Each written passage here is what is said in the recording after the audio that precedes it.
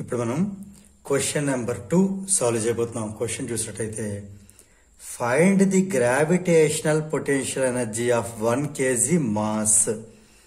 ఈ 1 kg అనేది m ని ఇండికేట్ చేస్తుంది. Kept at a height of 5 meters above the ground. ఇది హైట్ h ని ఇండికేట్ చేస్తుంది. ఓకే, ఇక్కడ మనం ఏం చేయాలి? Gravitational potential energy find out చేయాలి. ఇది ఒక part. Calculate its kinetic energy when it falls and hits the ground. ఈ 5 meters హైట్ నుంచి ఆబ్జెక్ట్ కింద పడినప్పుడు అది గ్రౌండ్ టచ్ అయినప్పుడు అక్కడ మనం కైనెటిక్ ఎనర్జీ కూడా ఫైండ్ అవుట్ చేయాలి. సో ఇందులో 2 బిట్స్ ఉన్నాయి, మనం సాల్వ్ చేద్దాం ఇప్పుడు.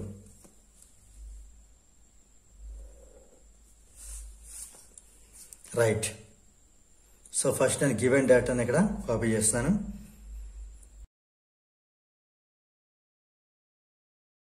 రైట్, ఇదేంటి? ఎర్త్. ఇక్కడ ఒక ఆబ్జెక్ట్ తీసుకుంటున్నాను. ఈ ఆబ్జెక్ట్ అనేది ఏ అనే పాయింట్ నుంచి ఇది 5 meter హైట్లో ఉంది. ఇక్కడ నుంచి ఇలా గ్రౌండ్ మీద పడింది. అంటే ఇక్కడ మనకి ఇది బి అనే పాయింట్ రీచ్ అయింది. ఏ అనే పాయింట్ని డ్రాప్ చేస్తే బి అనే పాయింట్ రీచ్ అయింది. ఓకే, ఇప్పుడు మనకి ఫస్ట్ బిట్ ఏంటంటే ఇక్కడ ఏ దగ్గర మనం potential energy, gravitational potential energy find out చేయాలి. ఇది ఫస్ట్ బిట్. ఏ దగ్గర gravitational potential energy find out చేయాలి. బి దగ్గర అది ఎప్పుడైతే వచ్చి గ్రౌండ్ హిట్ అంటే గ్రౌండ్ ఎప్పుడైతే తగిలిందో అక్కడ మనకి కైనెటిక్ ఎనర్జీ ఫైండ్ అవుట్ చేయాలి. 2 బిట్స్, రెండు కూడా డిఫరెంట్ కండిషన్స్. ఇది ఎలాగూ 5 meters హైట్ అయితే మారదు. రైట్, ఇక్కడ జీ వాల్యూ క్వశ్చన్ ఇవ్వడం జరిగింది, జాగ్రత్తగా అబ్జర్వ్ చేయండి.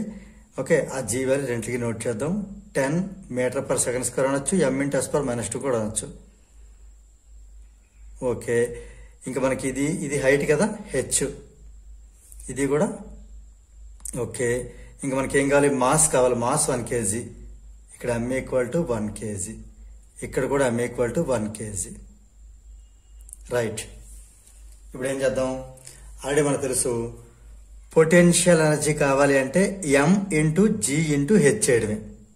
ఓకేనా? Very clear. సో ఏంటి అర్థం? గివెన్ మాస్ m 1 kg,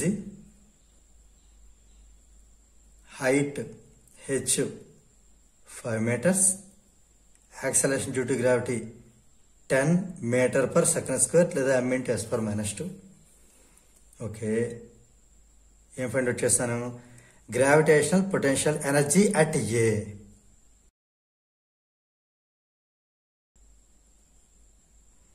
మనకు తెలుసు 3 మల్టిప్లై చేయడమే.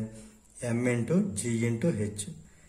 m అంటే 1 kg, ఇంటూ g అంటే 10 meter/s² అండ్ ఇది 5 meter. సో ఇది మనకి ఎనర్జీ అనే దానికి మన దేంట్లో జౌల్లో ఉంటుంది ఇది. సో ఇది 1 × 10 10 5 ఇది 50 joules. ఫస్ట్ బిట్ అయిపోయింది. ఇప్పుడు సెకండ్ బిట్కి వద్దాం. ఇందులో ఇండివిజువల్గా బిట్స్ చూపించలేదు కానీ ఇది సెకండ్ బిట్ కిందే. ఓకే, లెక్క క్యాలిక్యులేట్ ఇట్స్ కైనెటిక్ ఎనర్జీ. ఇక్కడ జాగ్రత్తగా అబ్జర్వ్ చేసినట్టయితే ఇక్కడ మనకు ఇంపార్టెంట్ పాయింట్ ఒకటి అబ్జర్వ్ చేయాలి. ఇక్కడ మనం జాగ్రత్తగా అబ్జర్వ్ చేసినట్టయితే ఇక్కడ ఇంపార్టెంట్ పాయింట్ అబ్జర్వ్ చేయాలి.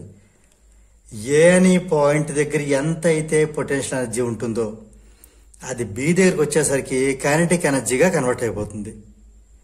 ఓకే, అది మనం జాగ్రత్తగా అబ్జర్వ్ చేసుకోవాలి. సో హియర్ ఇక్కడ మనం రాద్దాం. అది వి నో దట్ ఇక్కడ ఇంట్రెస్ట్ అబ్జర్వ్ చేయండి. కైనెటిక్ ఎనర్జీ అట్ బి ఇలా వచ్చేసరికి బి దగ్గర ఎంత అయితే ఎనర్జీ వస్తుందో అది ఏ దగ్గర ఇనీషియల్ గా ఉన్నటువంటి పొటెన్షియల్ ఎనర్జీకి సేమ్ ఈక్వల్ అవుతుంది. అందుకని మనం బి దగ్గర కైనెటిక్ ఎనర్జీ కావాలి అంటే ప్రత్యేకం వెళ్ళి మనం సపరేట్ ఫైండ్ అవుట్ చేయక్కర్లేదు. ఏ దగ్గర ఏదైతే మనకు పొటెన్షియల్ ఎనర్జీ వచ్చిందో అంటే ప్రీవియస్ బిట్ లో అదే రాయొచ్చు.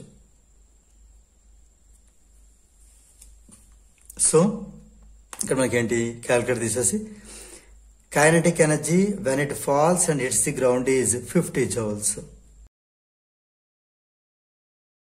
రైట్,